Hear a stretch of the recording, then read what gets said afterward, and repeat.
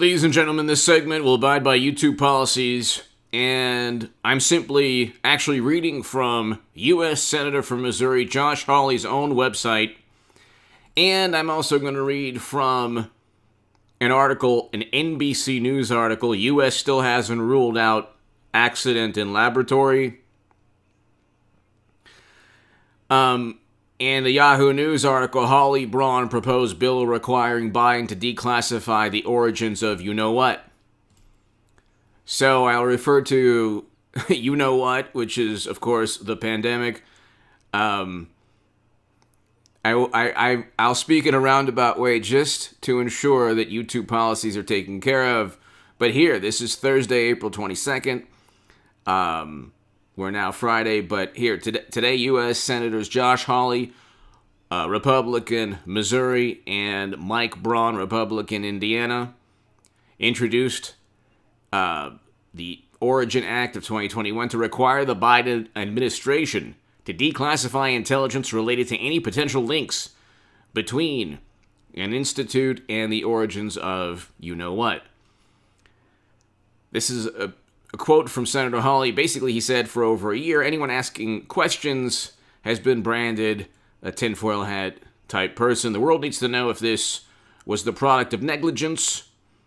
That's why President Biden's administration must declassify what it knows about any laboratory and any country's attempt at trying to hide the truth.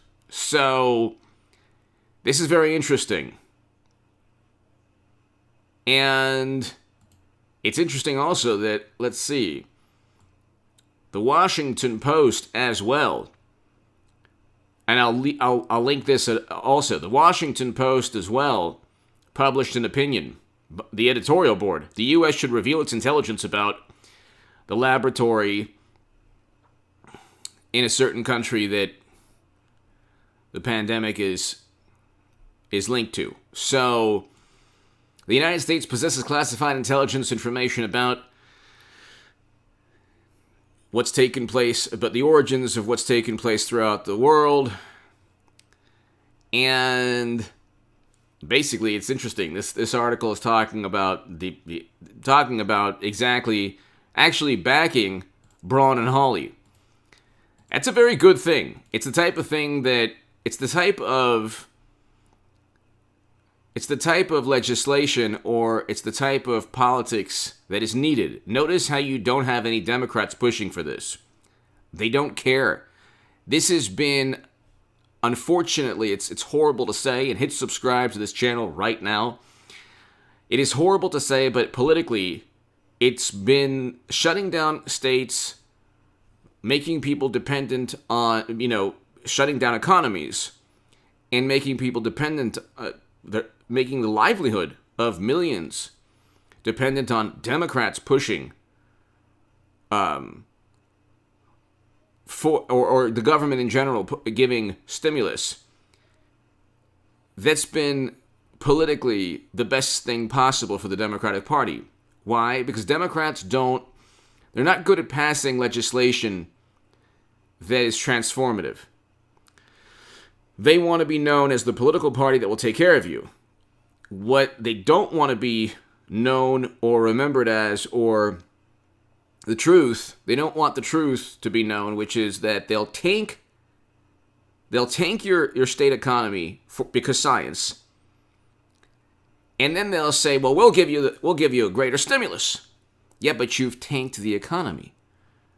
Was there a middle ground between Mad Max and Waterworld and no economy and just licking a toilet seat?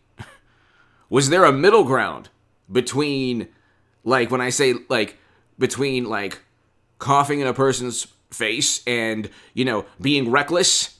And maybe, was there a middle ground between that extreme, where Democrats will paint you as that type of person if you don't listen to everything they say, or media?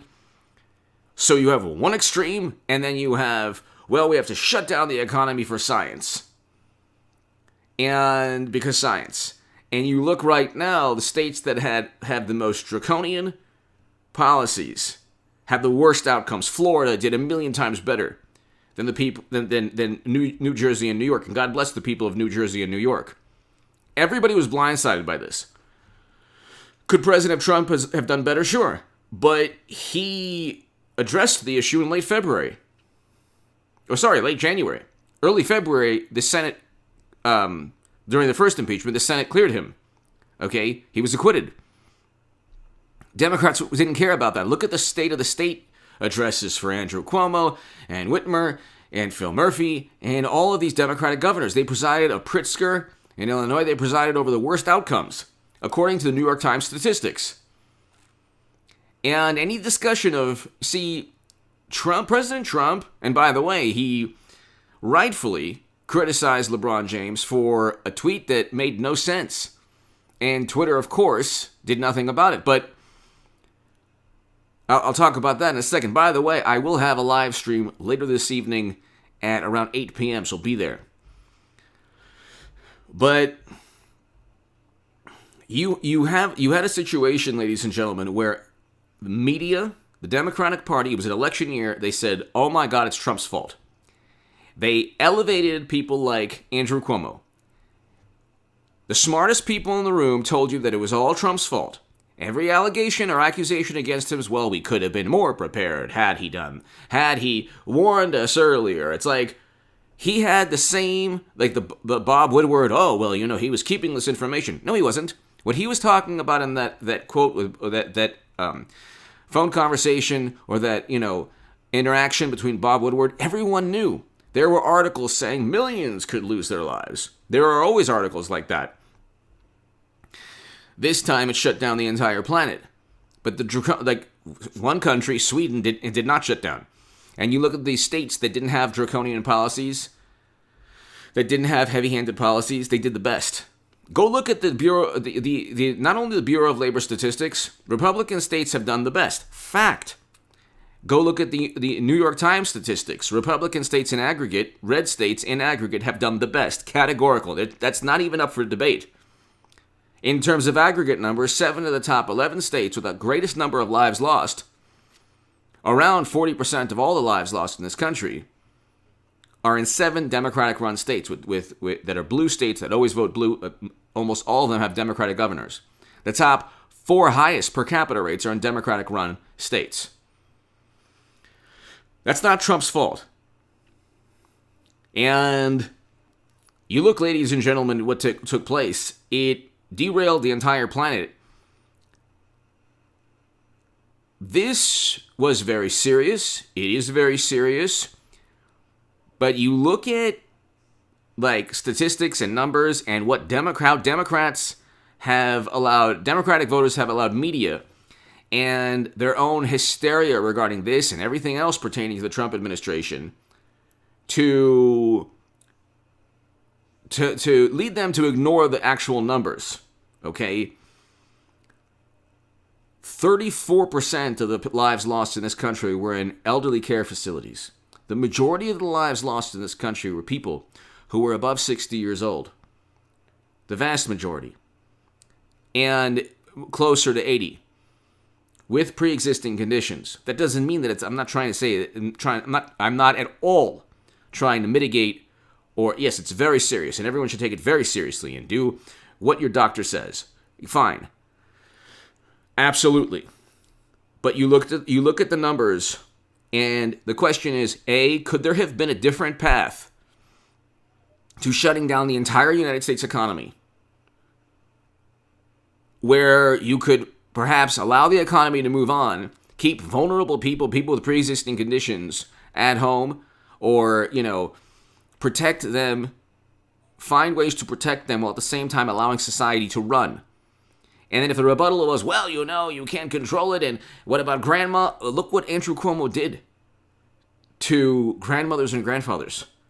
You cannot have a rebuttal of what about grandma when you ignore and you don't condemn what Andrew Cuomo did. Elderly care put infected people in elderly care facilities, giving them immunity, by the way. Bizarre dealings between elderly care facilities and the state of Michigan and the state of New York. Very bizarre, things going on that should be investigated. That is even being investigated by Democrats in New York. But you look and the Democrats in 5 states had the worst outcomes in terms of elderly care facilities, nursing homes. Okay, New Jersey, New York, Michigan, Pennsylvania, and California were the only states where governors put infected people in elderly care facilities. Look, this was a tragedy throughout the world. In many ways, our response, in terms of media, in terms of society, was also tragic. Many ways. Look at the country of Sweden that did better than the UK, France, Spain, and Italy. And they practically did nothing. In terms of any draconian policies or heavy-handed policies. Look at Republican states. Look at DeSantis compared to Phil Murphy or Cuomo. Anyway, give me your thoughts below. Or actually, no. I'm just going to, just to be safe, I'm going to, there's no comment section, sorry. But, of course, I will have a live stream later this evening. So I urge everyone, it's awesome. My live streams are fantastic. We have a great time. I have the best moderators, most awesome people. And so definitely hit subscribe. Tell your friends about this channel. And like I said, I mean, it's interesting. Some people have said, ooh, you're not who I thought you were because you had one opinion or viewpoint that I didn't like. It's like, yeah. You can have a nuanced viewpoint and you can disagree without saying, I'm unsubbing. So I support law enforcement 100%. 100%. Men and women that risk their lives every single day. Are there certain incidents that need to be addressed, like Chauvin with George Floyd? Yes. And I've explained that, and that's why I think Chauvin is guilty. But that doesn't take away from me supporting law enforcement always and throughout the country.